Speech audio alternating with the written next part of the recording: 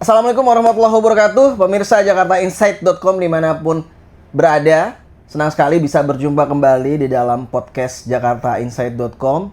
Kali ini kita akan membahas sebuah tema yang sangat menarik dan viral di masyarakat, yaitu terutama setelah dipecatnya diikuti dengan penahanan bos MBG atau kepala BGN, yaitu Dadan Hindayana beserta dua wakilnya, yaitu Lodewijk Pusung dan Sony Sanjaya. Publik menjadi bertanya-tanya bagaimana masa depan MBG selanjutnya di masa depan di bawah kepemimpinan Nanik Sudaryati Deang. Sebagai informasi, Wakil Ketua DPR RI Sufmi Dasko Ahmad menyatakan bahwa dengan diberhentikannya Dadan Hindayana dan dua wakilnya ini menunjukkan bahwa pemerintah mendengar aspirasi dari masyarakat terkait bagaimana kritik dari pelaksanaan MBG yang dinilai sudah jauh dari cita-cita yang ditetapkan oleh Presiden Prabowo. Untuk itu maka pada hari ini, pada episode kali ini, di samping saya ada seorang Ketua Umum Asosiasi Pedagang Kaki Lima Indonesia Perjuangan yang sudah sama-sama kita mengenal ya, yaitu Dr. Ali Mahsun. Assalamualaikum, selamat siang. Waalaikumsalam, selamat siang. Gimana Pak kabar? Dokter, alhamdulillah baik. Pak Rahman. Pak Dokter, Ya, sebagai Ketua Umum APKLI, bagaimana nih tanggapan Anda ketika mendengar reaksi Anda ketika mendengar Dadan Hindayana dan dua wakilnya akhirnya diberhentikan oleh Presiden dan juga ditahan Kejaksaan Agung? yang pertama, kami atas nama rakyat kecil, pedagang kaki lima dan usaha mikro kecil di seluruh tanah air, mengapresiasi Pak Rahman. Baik. Dan berterima kasih kepada Presiden Prabowo Subianto yang telah mendengarkan, bahkan dalam tanda petik mengabulkan aspirasi kita, juga bisa saya anggap sebagai tuntutan kepada Presiden Prabowo Subianto untuk segera melakukan evaluasi total pelaksanaan program MBG dan mencopot kepala badan BGN dan wakilnya, yaitu Dadan Hindayana, Sony Sanjaya, dan Lodewijk Pusung, ya.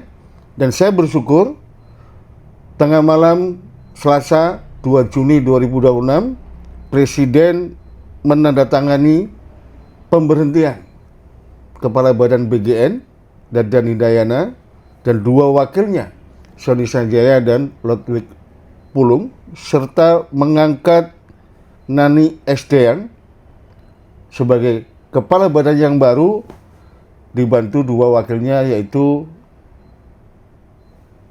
Agustina dan Maijen TNI Trenggono. Oleh karena itu, yang pertama kami mengapresiasi dan menyampaikan terima kasih kepada Presiden Prabowo Subianto yang punya kemauan kuat. Bahkan kemarin di Sentul 3 Juni 2026 beliau sampaikan ke seluruh rakyat Indonesia bahwa program makan bergizi gratis ini adalah urusan makannya anak generasi bangsa. Urusan makan rakyat itu, kata beliau, adalah sakral.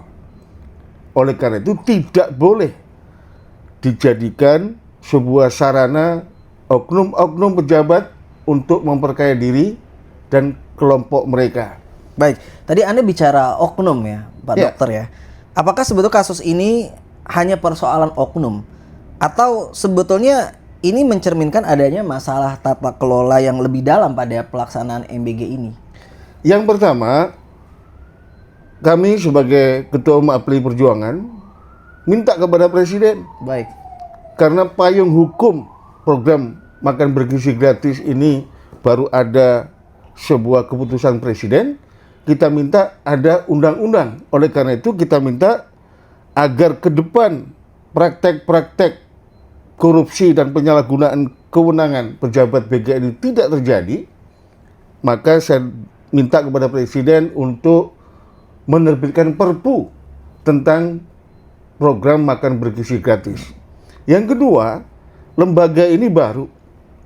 menjadi salah satu asacita Presiden Prabowo ketika kampanye Pilpres 2024, yang mana saya juga turut mengkampanyekan. Karena saya sebagai dokter memandang bahwa program makan bergizi gratis ini sangat mendasar, sangat strategis. Satu, sebagai driver gizi generasi penerus bangsa untuk menggapai generasi emas Indonesia serta mengatasi stunting yang masih tinggi di Republik ini. Yang kedua, budgetnya sangat besar karena ada 82,9 juta penerima manfaat, ya.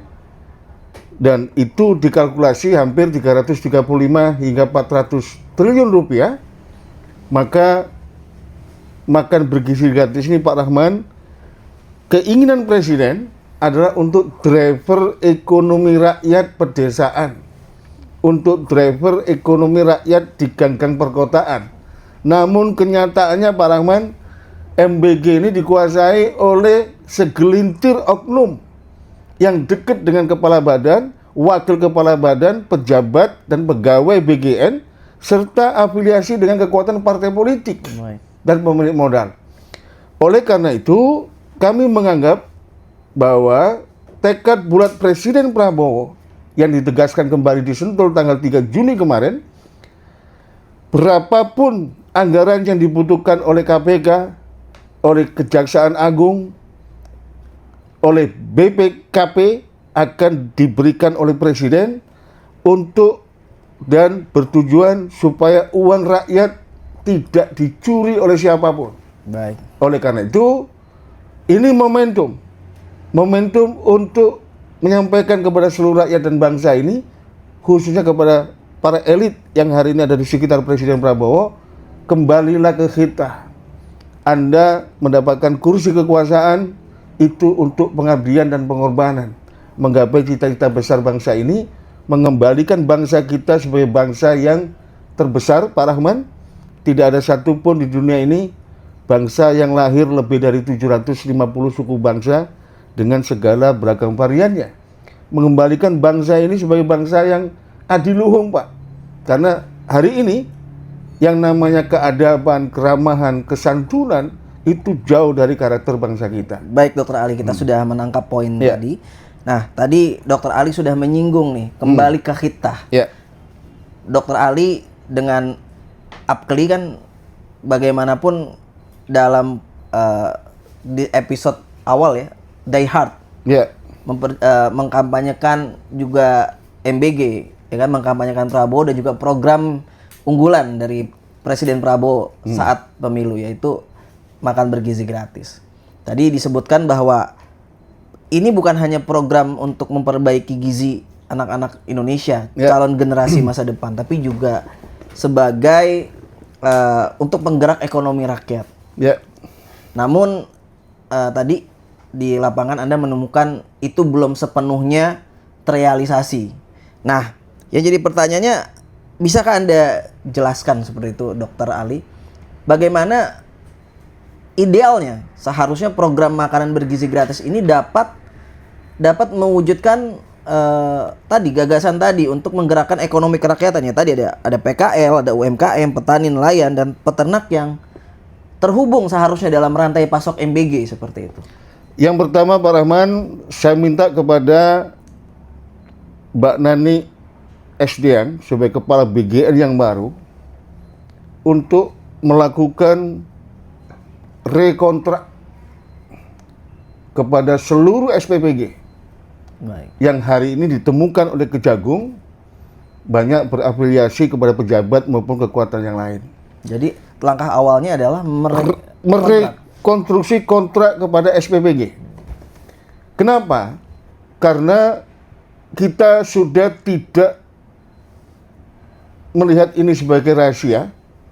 Keracunan yang terjadi yang membuat Presiden Prabowo juga marah besar itu karena kontrak antara BGN dengan yayasan dan SPPG itu terlalu besar porsi yang diberikan, 3.000 per hari.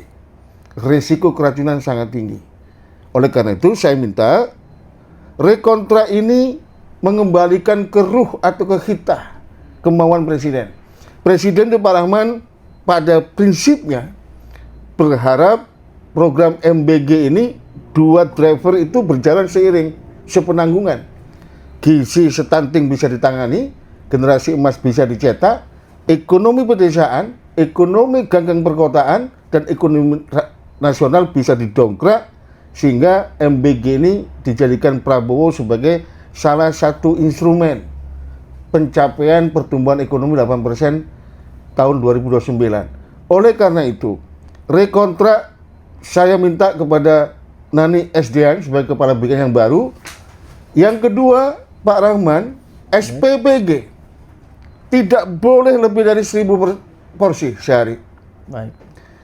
Yang ketiga, kembalikan program MBG gratis ini ke niat awal mulia Presiden. Libatkan kantin sekolah, libatkan kuliner di sekitar sekolah. Sehingga saya mengusulkan kepada BGN dengan nakoda yang baru Nani Sdn. SPPG dikasih porsi 3 hari seminggu, yang 2 hari diberikan kepada kantin dan kuliner di sekitar sekolah. Hitung-hitungannya begini Pak Rahman, kalau kita hitung 82,9 juta penerima manfaat, kalau ditangani oleh SPPG dengan kontrak 3.000 porsi satu SPPG, itu hanya sekitar 29 sampai 30 ribu dapur. Tapi kalau ini kita kembalikan kepada kantin sekolah dan kuliner di sekitar sekolah, masing-masing kita kasih porsi 300 porsi, itu ada 450 ribu UMKM yang terlibat langsung dalam program makan bergizi gratis. Oleh karena itu, saya minta kepada Mbak Nani Sdn, kembalikan kepada kita 2 hari diberikan pada kantin sekolah dan kuliner sekitar sekolah. Kemudian yang ketiga Pak Rahman, saya sudah berkali-kali sampaikan ke publik, rantai pasok bahan baku MBG ini sangat penting dan mendasar. Ketika rantai pasok ini selama 1,5 tahun dikuasai para pemilik modal, para pemilik yayasan, yang konon ceritanya menurut Kejagung berafiliasi dengan pejabat MBG dan kekuatan politik, ini harus dikembalikan kepada ekonomi rakyat. Oleh karena itu, dalam rekontrak nanti Pak Rahman, yayasan pengelola SPPG tidak boleh terlibat dalam penyediaan rantai pasok bahan baku, tapi dikembalikan pada UMKM, baik itu secara langsung dari produk-produk di pedesaan atau nanti melalui koperasi desa, koperasi kelurahan Merah Putih. Ini bukti nyata Pak Rahman, 1,5 tahun MBG berlangsung, keterlibatan UMKM itu sangat minim sekali. Berapa persen kira-kira? Tidak ada persenan, baru sekitar 36 ribu se-Indonesia dari 65,4 juta. Kalau UMKM dilibatkan secara proporsional, minimal ada 450 ribu kuliner di seluruh tanah air bisa naik kelas dengan porsi 300 per hari. Yang kedua, rantai pasok Pak Rahman, ini bisa mendongkrak produsen-produsen lokal di desa dan di gang-gang kota itu 1,2 juta pelaku UMKM. Artinya apa? 450 ribu ditambah 1,2 juta, 1,6 juta. Katakanlah Pak Rahman, satu kantin, satu kuliner, dan satu UMKM itu menyerap 2-3 tenaga kerja. Artinya sudah menyiapkan lapangan kerja 5-7 juta untuk rakyat kita. Ya, baik, tapi kalau kita bicara tadi, ini idealnya juga kantin dilibatkan ya, karena selama ini juga banyak sekali ternyata rupanya kantin seakan dikesampingkan ya. Tapi kalau kita lihat kan juga ini yayasan dan para mitra ini kan juga sudah mengeluarkan investasi tentu untuk membuat SPPG, dan juga ada sukarelawan di sana, ada cuci ompreng ya kan, ada yang masak. Nah, ini bagaimana nanti akan menimbulkan efek seperti itu menurut Anda? Yang pertama begini, saya sejak awal, karena saya mengikuti perkembangan ini, bahkan saya memimpin 110 organisasi daihat menangkan Prabowo Subianto 1 putaran, dan saya ikut menebalkan mulianya program makan siang gratis waktu itu. Saya mencium dengan modus adanya yayasan. Ini sebuah celah akan terjadinya penyalahgunaan program makan bergizi gratis. Oleh karena itu, ini simpel Pak Rahman. Ini sudah berlangsung setengah tahun. Konon ceritanya, satu dapur atau SPPG itu 2-3 M. Kan begitu. Ini sudah berjalan mulai Januari sampai hari ini Juni 2026. Udah 1,5 tahun. Dengan 1 hari 6 juta. Artinya investasi para investor dalam tanda petik yayasan sudah balik ini Pak Rahman. Oleh karena itu, solusi saya adalah yang pertama, alat-alat masak, ya, alat-alat masak di dapur SPPG itu bisa didorong ke sekolah-sekolah yang ada di sekitar SPPG. Yang kedua, gedung SPPG yang telanjur dibangun itu bisa menjadi gudang bahan baku makan bergizi gratis. Pertanyaannya, 50 orang itu kemana kan begitu? Iya. Ya, 50 orang yang hari ini per SPPG itu bisa kita dorong, kita maximize. Kita libatkan secara langsung di kantin sekolah maupun di rantai pasoknya.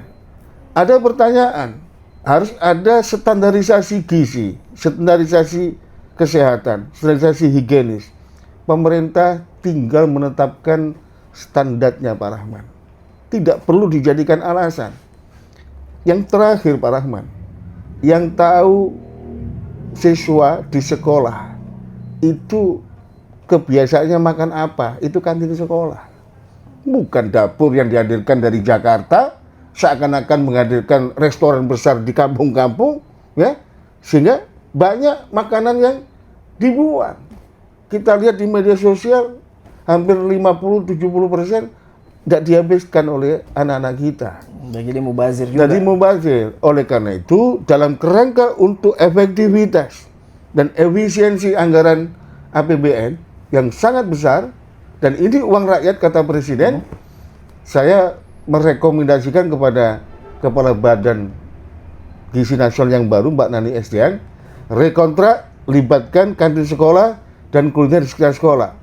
Yang kedua Pak Rahman, saya minta dengan hormat, sebagaimana perintah Presiden, dapur SPPG yang bermasalah, baik itu tidak memenuhi syarat atau terbukti apa yang disangkakan oleh Kejaksaan Agung, ditutup permanen Pak. Tidak boleh lagi melayani anak-anak kita. Karena anak-anak kita ini di samping harus kualitas gizinya terjaga, juga harus diiringi sebuah niatan dan fondasi dasar bahwa ini untuk generasi penerus bangsa, untuk mendongkrak ekonomi juga rakyat. karena usianya kan masih sangat rentan ya. Ya. Jadi tidak bisa sembarangan makanan masuk. Baik, Dokter Ali ini tadi saya menangkap pembicaraan bahwa ada harapan untuk kepala BGN yang baru, yaitu Nani Esdeyang ya, Mbak Nani ini. Kira-kira seberapa optimis Anda dengan kepemimpinan Nani Esdeyang dalam menahkodai BGN yang tentu ya, ini kan BGN ini dengan sebagai lembaga yang masih baru ya, istilahnya masih bayi ya, tapi sudah diberikan anggaran yang sangat fantastis seperti itu. Maka segala perhatian media ini kan juga tentu semua tertuju kepada MBG. Berhasilnya MBG artinya adalah berhasilnya pemerintahan Presiden Prabowo Gibran tentu ya. Tapi dengan citra yang negatif ini juga kan tentu akan semakin menurunkan kepercayaan masyarakat terhadap Presiden Prabowo Gibran. Bagaimana Anda melihat optimisme pelaksanaan MBG ini di tangan Nani Esdeyang? Yang pertama, saya optimis, ya, dan punya harapan yang besar secara logis kepada Nani Esdeyang. Kenapa? Karena MBG ini Pak Rahman umurnya masih balita. Seumur jagung lah ya. 1,5 tahun. 1,5 tahun ya. Lembaga baru, kelembagaannya juga belum tertata dengan baik, ya. Tapi anggarannya sangat besar. Oleh karena itu membutuhkan top leader, sosok yang jujur, sosok yang ikhlas, dan sosok yang mengedepankan kepentingan rakyat bangsa dan negara. Saya menyaksikan sendiri bagaimana Nani SDN selama menjadi wakil kepala badan turun gunung, ya, mensidak dapur-dapur yang tidak memenuhi syarat dengan tegas, ikhlas dan tidak takut resiko. Oleh karena itu, keberadaan Nani SDN sebagai top leader BGN itu membangun, mendongkrak, menebalkan optimisme kita. Cita-cita luhur dan mulia Presiden Prabowo Subianto untuk menjadi driver gizi dan ekonomi bagi bangsa Indonesia hari ini dan ke depan itu bisa terwujud ke depan. Yang kedua, Nani SD yang ini dengan dibantu oleh Majen Trenggono yang sudah berpengalaman, ya, di Agrinas Pangan, tentunya nanti Trenggono akan mampu mengefisienkan sistem logistik dan sistem pengadaan makan bergizi gratis. Kemudian dengan dibantu oleh Agustin yang merupakan wakil kepala BPKP, tentunya Presiden berharap bisa mendorong akuntabilitas, transparansi, yang paling penting MBG ini tepat sasaran sesuai dengan perintah Presiden bahwa diutamakan untuk anak-anak keluarga kurang mampu dan didorong untuk prioritas kepada ibu menyusui, ibu hamil, dan balita, Pak Rahman. Sebenarnya kalau kita bicara stunting itu urusannya dalam perut, Pak. Waktu di kandungan sama 5 tahun pertama di luar kandungan, balita sebenarnya. Tapi kalau kita bicara soal generasi emas dan yang lainnya, sebenarnya maksimal di sekolah dasar. SMP, SMA itu sebenarnya nggak perlu. Kecuali di daerah-daerah yang sangat terpencil, kemudian dari keluarga miskin. Oleh karena itu, Kepala Badan Gizi Nasional yang baru, Nani SDN, harus menerjemahkan dan merealisasikan perintah Presiden. Fokuskan kepada anak-anak sekolah keluarga miskin, bumil, bu menyusui, dan balita, Pak Rahman. Ya, baik. Terima kasih banyak Dr. Ali ya atas penjelasannya. Ini kita tadi pembahasannya terkait BGN ya dari awal, respon Anda terkait penangkapan, lalu juga ada saran-saran Anda terkait bagaimana pelaksanaan MBG ke depan dan optimisme Anda terhadap kepemimpinan Nani Saudari Atidayang yang pasti di backup oleh Presiden ya. Pasti. Beserta wakilnya ya. Wakil-wakilnya yang Nani SDN ini kan sudah lama ikut Prabowo Subianto. Jadi yang mengurusi kalau ada orang miskin, orang nggak bisa makan macam-macam, Mbak Nani ini online dan langsung menangani itu. Saya kira ini bukan persoalan banyak media menyampaikan pesimis terhadap Nani karena orang dekat Prabowo, tidak. Nani ini sosok yang pas memimpin organisasi Badan Gizi Nasional dengan budget yang berjimbun, ya, kelembagaan yang belum tertata dengan baik, dengan ketegasan beliau, dengan kejujuran, dengan keikhlasannya beliau, insya Allah makan bergizi gratis ke depan akan tepat sasaran, efektif dan efisien. Dan yang terakhir, Nani SDN harus berani melakukan perombakan struktur di Badan Gizi Nasional. Termasuk saya yakin Pak Rahman, bukan hanya Dadan, Lodwig maupun Sony Sanjaya, tapi yang terlibat ini sudah ke kanan ke kiri, bahkan melibatkan kekuatan partai politik maupun kekuatan modal yang ada di Indonesia. Luar biasa ya. Jadi memang apakah sekali lagi keberanian dari Kejagung nih atau kesungguhan dari Kejagung atau KPK mau menyusuri sampai tingkat bawah gitu ya. Makanya saya bilang ini. Apa yang disampaikan Prabowo 3 Juni di Sentul, kalau Jaksa Agung butuh dana berapapun BPKP, KPK, saya berikan. Baik. Tapi saya minta uang rakyat tidak boleh dicuri demi marwah martabat NKRI, agar NKRI tidak dilecehkan oleh siapapun, baik anak bangsa sendiri maupun bangsa asing. Oleh karena itu Pak Rahman, ini merupakan bukti nyata bahwa Presiden Prabowo itu tidak omon-omon untuk menegakkan hukum, memberantas korupsi. Kalau saya punya prestasi pribadi Pak Rahman, Presiden Prabowo ini ibarat Indonesia itu sebuah rumah, itu dipenuhi dengan dedaunan kering yang mengotori halaman, mengotori taman, ruang makan, ruang tidur. Prabowo Subianto dengan tekad bulatnya tanpa takut risiko apapun, dedaunannya akan disapu sampai bersih sehingga Indonesia akan berada pada titik tolak kembali sebagai negara kaya raya, bangsa terbesar terkuat di dunia. Dan Prabowo ingin menunjukkan, saya nggak takut siapapun loh, asing maupun dan tanda petik konglomerat misalkan, ingin mengembalikan bahwa bangsa ini jangan dijadikan bangsa bebek, jangan dijadikan bangsa yang hanya